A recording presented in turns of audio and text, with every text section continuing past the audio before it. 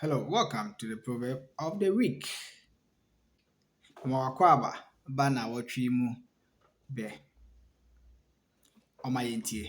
Let's listen. Sɛ kwakye adeɛ fa a, yɛde sika na ɛtɔ. Sɛ kwakye adeɛ fa a, yɛde sika na ɛtɔ. What does it mean? Literally, if kwakye's things are beautiful, we use money to buy them. Now, the actual meaning.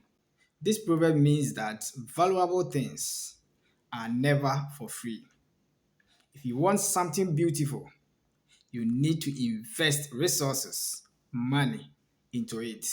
And when we see that someone has done something beautiful, know that the person invested money or resources into it before making it beautiful as you are seeing and admiring it.